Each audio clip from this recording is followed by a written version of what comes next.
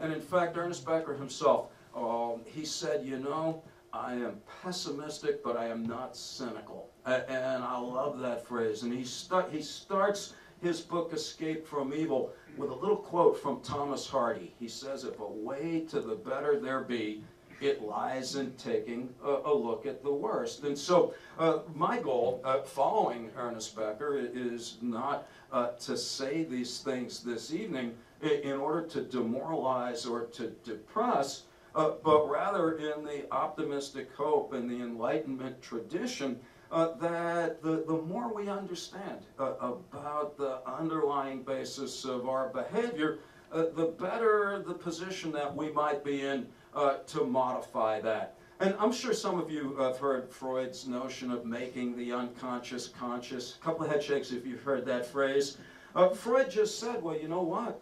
I think if we can get people to realize what it is that drives them to do what they do when they do it, well, maybe, just maybe, good things will happen. And in fact, human beings, historically, we have a pretty good track record of making fantastic progress to confront very difficult problems when we obtain a comprehensive understanding of what it is that causes those problems. And I'm sure you know these things. Who is aware of the fact that for lots of centuries, a lot of people died young from illness and infection? I know that you know that. But once we realized, we used to think that that was because of demonic possession or evil spirits. But when we figured out that bacteria had a large hand in those difficulties, well, that engendered the discovery of penicillin.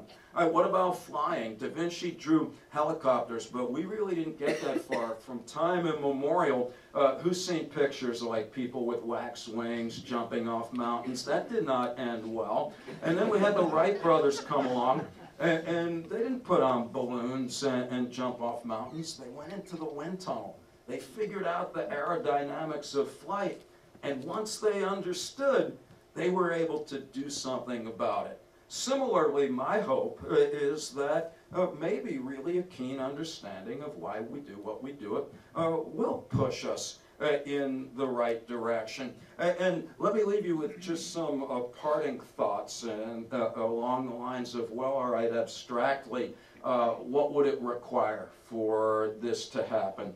And I like, because I think it's important, three ideas that Becker leaves us with, and they are faith, imagination, and courage.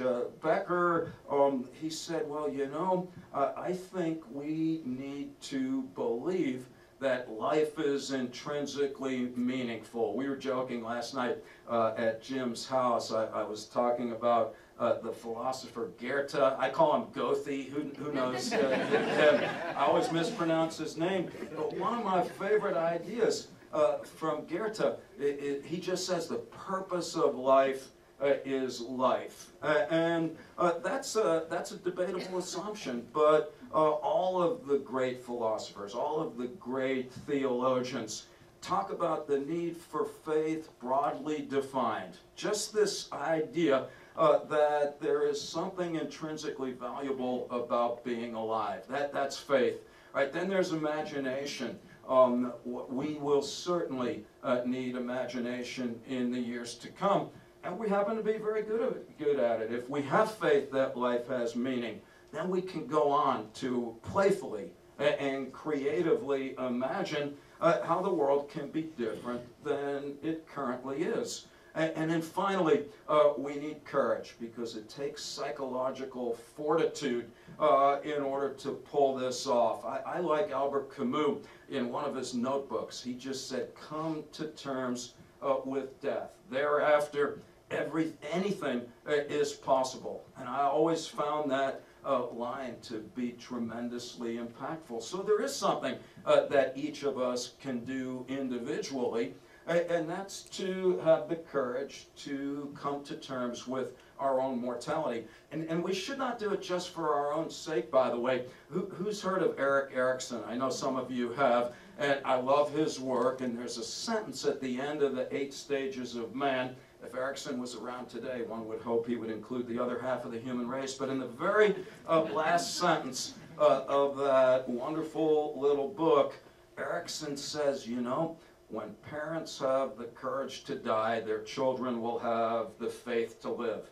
And I just think that that's just a really nice notion that puts things in perspective, because what we choose to do or not to do in our lives influences not only our own existence, but it cascades to the years to come. It affects our children, our children's children, Moody Blues fans, our children's children's children, and so on and so forth. I think what I'd like to do is not do anything at this point. Is just to stop and to thank you very much for, first of all, coming out, for secondly, being so gracious and attentive.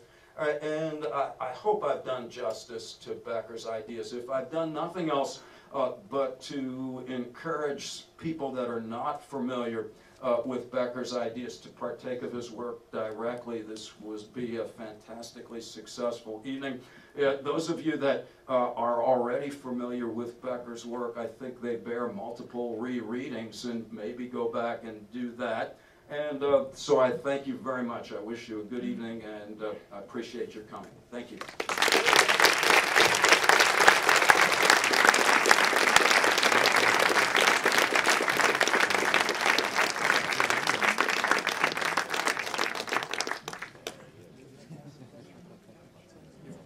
I know folks are busy, and if you're done for the evening, certainly feel free to file out. But evidently we have a little bit more time. If folks have questions or comments, we'd be happy to entertain them. Anybody have anything? I'm not going to rush, and if we... Sir? As a person of faith, I think that a lot of people see death as something that is just the end. But as a Christian, I believe that death is a beginning. Not merely the end, but also a beginning. And I believe that's true with not only with what I believe in, but with millions of people believe in. And that's a very important statement in that regard. Yes, absolutely. Point well taken. Becker himself was a person of faith. His arguments are not meant to disparage believers. You know, he would, if he were here to speak for himself, my suspicion is he would just direct our attention to the brothers Karamazov, where Dostoevsky and the Grand Inquisitor, himself a devoutly religious man, just said, well, if there were no gods, then people would create them. And so, for our purposes this evening, I think it's of great importance, but not consequential for the arguments that I've advanced today as to what happens on the other side of the proverbial veil. Right. And also, it goes, actually, the love of money goes all the way back to antiquity. Absolutely. It's not just a modern thing. No, that's correct. Although until modernity, the love of money was counterbalanced by the demand to be charitable and gracious, and the greed and avarice, as you know, were a mortal sin. And that aspect of it, that you need to return something to the community, Becker argues, has been lost somewhat in the modern era. Good points, though, and well taken. Thank you. So in that love of money, is there also a correlation between that, when money became the means itself, the end itself? Is there a correlation between that and when the nuclear family started dissolving? So when you no longer took care of your elders and family changed? Yes, a great point. The comment was, is the love of money coincident with the dissolution of the nuclear family and the lack of community, if I can extrapolate a bit, that or the loss of community as a consequence thereof? And yes, I agree. That will be my answer, yes. Ma'am? Does Becker address the question of stereotypes and their use originally as a survival mechanism, and whether or not they're useful or even appropriate today? Yes, he argues, just as you do, that stereotypes are just cognitive heuristic devices that generally serve us well until they don't. And so on the one hand, they're necessary. If we couldn't categorize and organize our thoughts, we'd not be alive for long. So they help us survive. On the other hand, they are also exaggerated when concerns about our own mortality are aroused. And here's where the work that I do with my colleagues come in. So we do laboratory experiments, for example, where we ask people to think about their own mortality, or we interview them in front of a funeral parlor, which is a potent reminder of their impending demise, or we bring them into a lab and we flash the word death so fast that you can't even see it. Right? And when that happens, our prejudices are exaggerated. So Christian participants reminded of death, they like fellow Christians a lot more, and they dislike Jewish people. Jewish people, when they're reminded of death, like fellow Jewish people more, and they dislike Christians and Arabs. And so Becker's point is that existential concerns magnify pre-existing stereotypes, most often in unfortunate ways. That's a very nice observation. Sir? Did he ever discuss any of this in the context of the concept of hospice and dealing with death and exploring death and coming up with rituals around death? Good. The question is good. A good question, sir. The question is: was Becker ever concerned with hospice-related considerations? People that are actively dying, people that help them die. The hospice movement was young or non-existent in the 1970s, and so the short answer is no. However, that's where our work has now taken us. So we are, along with some other folks that are here this evening, working in hospice and palliative care settings to see how people that live with death every day, including people that whose death is impending, how they come to terms with that, in the hopes that that could be useful.